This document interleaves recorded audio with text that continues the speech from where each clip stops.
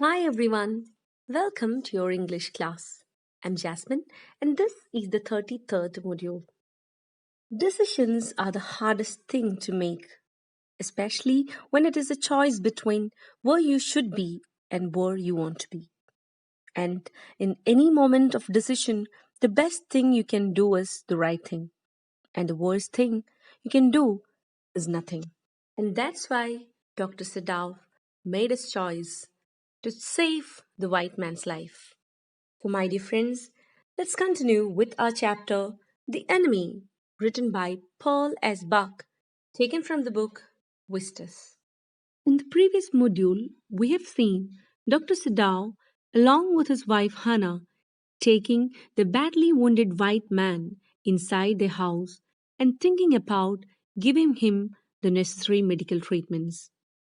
They thought they would seek their servant's service for this. Now let's continue reading to know what happened further in the story.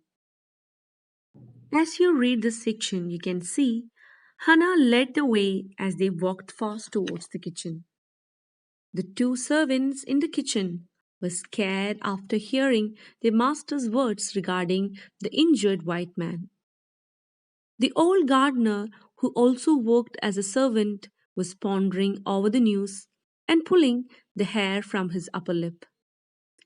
Further, the old gardener spoke bluntly to Hannah. He said that Sadao must not treat the injured white man. He reasoned that the man was destined to die. Firstly, he had been wounded by a gunshot, and secondly, the rocks of the sea wounded him further. If Sadao healed the wounds given by the gun and the sea, then the gun and the sea would treat them as enemies and seek revenge. Here, the gun represents the Japanese army and the sea represents the country of Japan.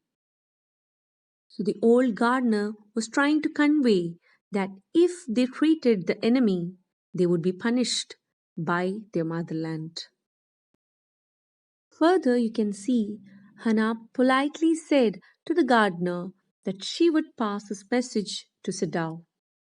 She was frightened, though not superstitious like the old man. She thought that helping an enemy could never be good for them. Still, she asked Yumi to get hot water into the room where the injured man was kept. Further, Hannah went inside first and moved the partition to one side. Seda was not there. Yumi followed her and kept the wooden bucket on the floor. As she saw the white man, her thick lips folded, and the expression on her face indicated her determination. She said firmly that she had never washed an American man and that she would never wash one who was as dirty as that injured man. Hannah, as her mistress, became so furious about this. She reacted to Yumi's refusal. She screamed at her and that she was supposed to follow her master's orders.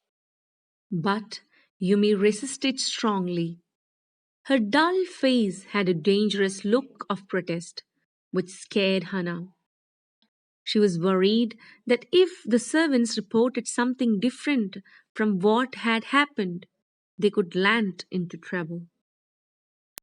Here you can see Hannah how tactfully handles the situation and changes her expressions to respect and said, "Very well."